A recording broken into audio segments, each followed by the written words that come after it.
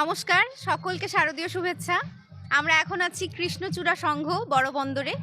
যেই প্রোগ্রামটা অ্যারেঞ্জ করেছেন, অর্থাৎ এই পুজোর দায়িত্ব যিনি নিয়েছিলেন, ঢোল ইভেন্ট ম্যানেজমেন্ট প্রোপাইটার অমিত দা। খুব সুন্দর হয়েছে পুজো, এবং আমরা সকলে পরিবার নিয়ে এসে পুজো আনন্দ করছি, ঘুরছি ফিরছি, প্যান্ডেল ঘুরছি। আপনাদের সবাইকে শারদীয় শুভেচ্ছা।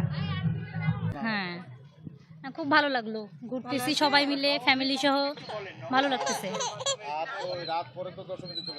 হ্যাঁ, মানে 5 দিন কোন দিক দিয়ে চলে যায় আসলে বোঝাই যায় না।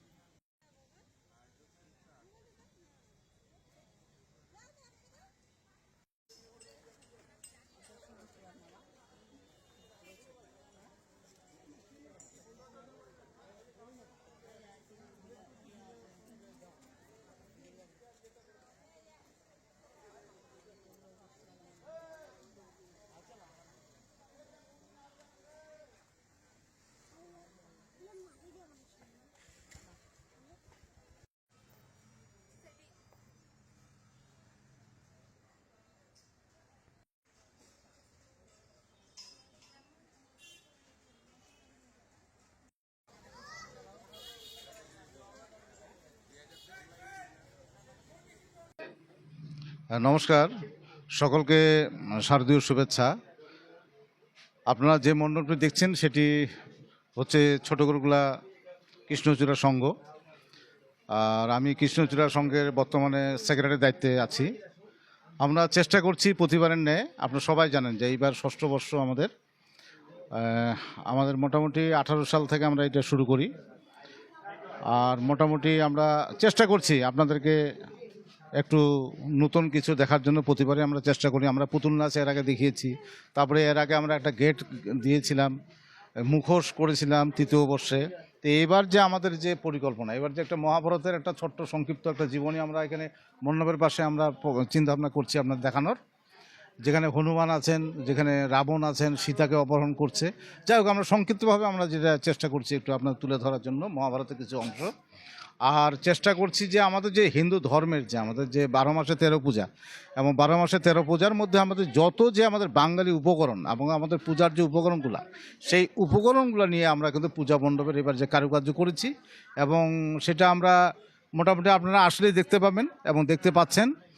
এই আমাদের যে হিন্দু সংস্কৃতির যে আমরা বিভিন্ন প্রকৃতির সঙ্গে যে আমাদের নিবিড় সম্পর্ক, প্রকৃতির সঙ্গে আমাদের নিবিড় সম্পর্ক হওয়ার কারণে আমরা এই যে পবিত্র মনের হৃদয় এই যে তৈরি হচ্ছে, আমাদের যে এই যে পূর্ণতা বা যা কিছু আমরা আলোকিত পথে যে আমরা চলছি, যেটা স্বয়ং স্রষ্টার আশীর্বাদে, সেইটিকে আমরা তুলে ধরার চেষ্টা করছি। আপনারা আসবেন, আর আপনারা এখনও যারা আসেননি মণ্ডপে তারা আসবেন, এবং আগামী পুজো দেখার আমন্ত্রণ জানিয়ে আমি ধন্যবাদ। সকাল ভালোই লাগলো দুর্গা পুজো দেখে।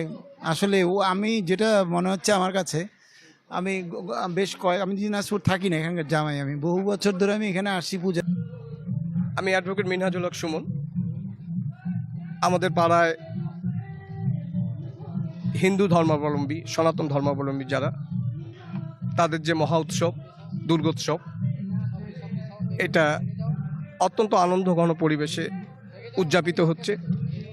আমরা এই পাড়ার মানুষ যারা রয়েছে, যারা আমরা সবাই আমরা এখানে যারা অসাম্প্রদায়িক চেতনায় আমরা যারা বিশ্বাসী, এবং এবারকার দুর্গাপুজো সবচেয়ে যেটা আকর্ষণীয় দিক হলো যে এবারকার দুর্গাপূজায় যে সাউন্ড বক্স সিস্টেম এটা এত সুন্দর হয়েছে, এত সুন্দর এবারকার ইয়েটা, যার কারণে দুর্গাপুজো আমার মনে হচ্ছে যে অনেক আনন্দ ঘন পরিবেশে এবং নুইসেন্সবিহীন একটা মানে ইয়ার মধ্য দিয়ে উদযাপিত হচ্ছে আর কি।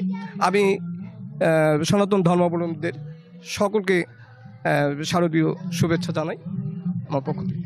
তো আমাদের এখানে থিমটা টোটালি হচ্ছে একটু ব্যতিক্রম চিন্তাভাবনা। ব্যতিক্রম বলতে আমাদের পূজার আয়োজন, থিমের নাম হচ্ছে আমাদের পূজার আয়োজন। আমাদের পূজা ক্ষেত্রে যে সমস্ত জিনিসগুলো আমরা ব্যবহার করে থাকি, মাকে অঞ্জলি দেওয়ার আগে বা নিবেদন করার আগে আমরা যে সমস্ত জিনিসগুলি দিই, আপনার দই, মিষ্টি, শাঁখা, সিঁদুর, শাড়ি, আলতা, আয়না, চিরুনি, এই সমস্ত চিরা মোয়া, যেটা বাঙালির ঐতিহ্য আমাদের হিন্দুদের মধ্যে, যে আপনার পূজা আসলে পরে আমাদের হচ্ছে নাড়ু, মোয়া এগুলি তৈরি করা হয়।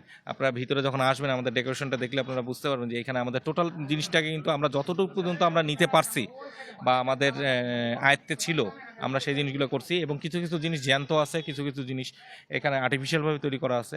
এখানে আরেকটা বিষয়, আমরা 6টা ছবি ইউজ করছি, যেটা একটা মহাভারতকে খুবই সংক্ষিপ্তভাবে তুলে ধরার জন্য।